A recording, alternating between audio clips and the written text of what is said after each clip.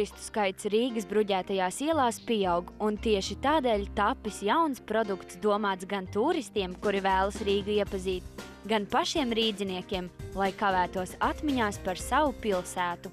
Lai demonstrētu turistiem mūsu pilsētas bagātību, 800 gadu seno vēsturi un pilsētas attīstību cauri gadsimtiem, Rīgas nami sadarbībā ar Vides filmu studiju piedāvā pilsētas viesiem un arī pašiem rīdziniekiem jaunu dokumentālu filmu Rīgas stāsts, jeb Riga Story.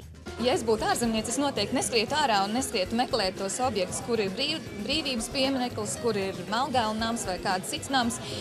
Es droši vien gribētu kādu mirkli pabūt tādā šīs filmas noskaņā, es gribētu teikt, iziet cauri varbūt vēlreiz tam visam, jo tas tiešām ir ļoti emocionāli. Un es domāju, ka ārzemniekam tas noteikti spēlētu lielu lomu. Konsultējoties ar vēsturniekiem un izmantojot ekskluzīvus muzeju materiālus, foto un kino arhīvu kadrus, filma Rīgas stāsts tapusi šogad intensīvi strādājot vairāku mēnešu garumā. Katru dienu filmu iespējams noskatīties gan angļu, gan krievu valodā Kino Rīga jaunajā zālē. Filmu devies noskatīties arī Rīgas vicemērs Andris Ameriks un saka par to atzinīgus vārdus. Es viņu redzēju pirmo reizi, man šķiet, ka viņa ir pietiekoši tāda vispusīga, kas parāda gan Rīgas vēsturi, gan arī to laiku, kad mainījās gan varas, gan karaļi, gan cari, kas te valdījuši ir. Tiem cilvēkiem, kas iebrauc šeit Rīgā, manuprāt, tas ir labs vēl viens piedāvājums, ko viņi var uzzināt, kur viņi ir atbraukuši un kādas vietas apskatīt.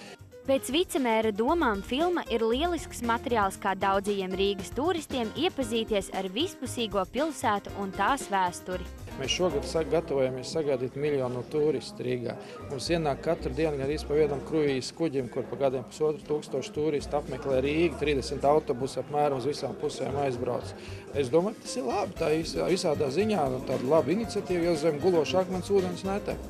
Iespējams, emocionālākiem cilvēkiem filmā redzamie fragmenti izsaugs gan ironisku smaidu, gan arī kādu patriotisma asaru.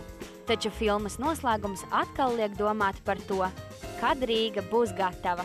Rūta Čilča, Andris Polis, Tautas balss.